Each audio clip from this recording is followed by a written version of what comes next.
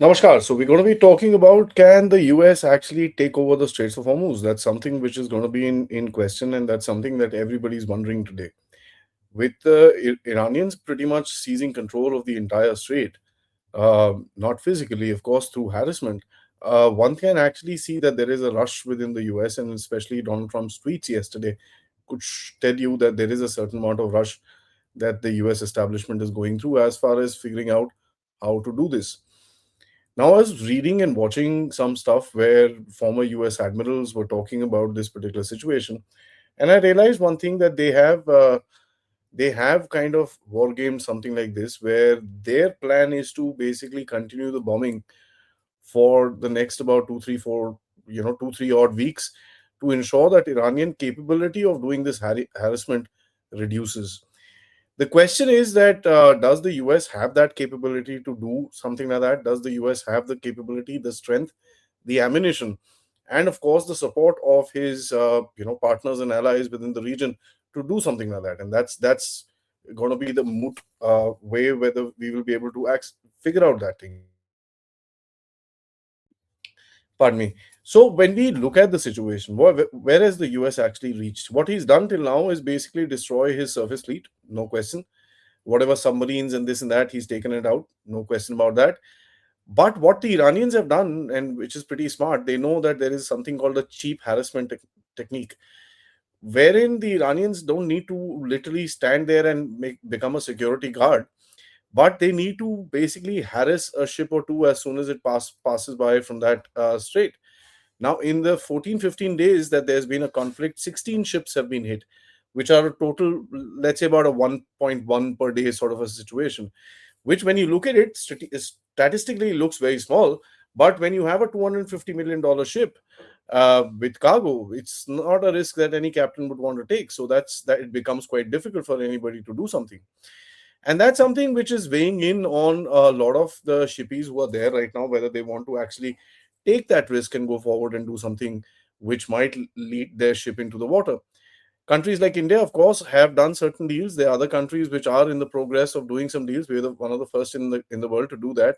Our navy is there to assist whatever needs to be done, but that's not sustainable. You cannot have your navy there, as what Donald Trump is also suggesting, that the allies and partners need to pitch in, including China. By the way, that was a little weird, to get this strait opened up, and that's not something which is feasible. People can't just put their navies in one little area to get oil through the time, because at the end of it, one, it wears and tears your naval assets. Two, it's extremely expensive. Three, it's not viable, because if any particular navy gets hit, then what do? Fire back at Iran, declare war on them? So what? There's going to be a gang war on Iran, as per se. So it's not something which is feasible, and that's something which is now coming out to be, where people are now talking about the fact that some sort of a solution needs to be come up with, brought up. The US Navy does have a solution. Whether they do it or not, whether they're capable of it or not, is, of course, the major question. Look at it from another way, that the whole strike on the Karg Island was basically another warning from the US, saying that, we can literally remove your entire oil architecture. We can actually damage your capability of producing oil. We can ensure that you don't produce that much oil in the future, and it'll harm your particular interests, as per a message to Iran itself. But Iran is defiant, and it's basically saying, okay, you want to take it out, we'll take out yours. That is because they still have the capability, and that's something that the US needs to, if they are serious about literally winning, though, if they just want to do time pass and walk away, and kind of reduce Iranian capability for 2 years, and then every 2 years come and do the same damn thing, then they're not going to achieve their game. But if they're wanting to literally break the entire game, it has to go from the Straits of Hormuz, nothing else. Now, if you look at Iran itself, Iran basically controlled the region by, not by itself, but by proxies. Iran had, the Hezbollah, the Houthis, the Hamas, uh, and various other groups in Iraq, Syria, where, if you look at in the past 2 years, what has been done is a degradation of their capabilities. Houthis, of course, have not really stepped into the war till now, and it's a wonder why. But the rest of them, Hezbollah is getting beat as we speak right now. Hamas has reduced in its capabilities. I'm not going to say it doesn't exist anymore, but it's reduced quite a bit. The Quds force has quite a bit of damage. and their capabilities of projecting power and doing whatever it wanted to do, it doesn't exist anymore. So what did Iran do is it said that I don't want to fight the war within Iran or on the borders of Iran. I want to keep the war away. And it was able to do that by actually funding these proxies. Now you look at it here as well. How, in a similar scenario, Iran is basically wanting to not physically control the Straits of Hormuz, but want to control the fear factor. And the fear factor is that if you actually end up hitting a ship, it's $250,000 down the drain, and no insurer wants to take that risk. No country wants to take that risk, and that is where the blockade basically begins. A lot of people are saying, "Oh, it's physically in control of the Straits of Hormuz." It's not correct. It is controlling in a sort of an ideological way, where they're able to threaten the existence of transport within that area to create a paranoia, create a problem, and create a economic expense which is unbearable by anybody who's kind of using their service. So it took 2 years for the Israelis, and of course with a little bit of a help with the of America, to actually bring down Iranian proxies within the region, to bring down the entire groups that Iran was supporting. They changed the regime to a very nasty guy. Of course, I don't like it in Syria as well, where they brought in the HTS with Jolani and all those characters, which are horrible, if I may say that. Uh, they did all that stuff, but at the end of it, it took them 2 years to break the Iranian proxies. Now, of course, the world market is not going to wait for 2 years for something like this to happen in the Straits of Hormuz, because it's one, too bloody expensive.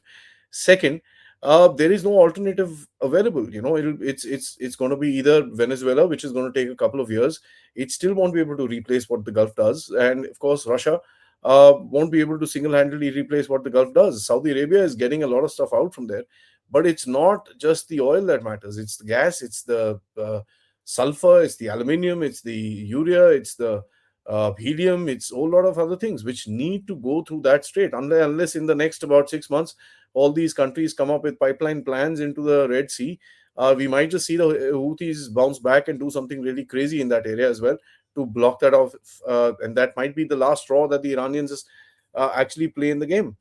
So what do we see happening in the next couple of days? Now, if we see sort of a ceasefire, and the everybody goes back hunky dory, Trump declares victory and stuff, well, it's not going to be the achievement of any objectives. One of the biggest, not I'm not going to say any objective, but the main objective of removing the Iranian harassment within the Straits of Hormuz, they would have put it back by about 5-10 years in terms of their military capability. Their people would have died, their economy would have been in dust, but the harassment capability still remains. Now, does the US literally step up and do something like that? Because for that, they will be needing at least about 8 to 10 destroyers. And this I'm talking about, from a paper that I read of a US admiral. They'll need about 8 to 10 destroyers, which needs to be patrolling that area. They need to have at least, I don't know, about 8 to 10 fighters in the air, 24/7, with whatever weaponry is required, helicopter gunships patrolling that entire area, looking out for drones and stuff to make sure that the area is impenetrable. And that's when you will see some sort of a confidence returning back. Does the US do that? Is a big question, because today morning's tweet from Donald Trump, where he literally recommended half the world stand there with their navy, uh, does give you some amount of doubt. But you know what? Who the hell listens to Donald Trump and what he says? We'll have to look at the actions on the ground, and that's what we will look at in the future and probably do an updated analysis. Till then, thank you for watching this video. Do like and subscribe, and of course, share this with your friends and families. Namaskar.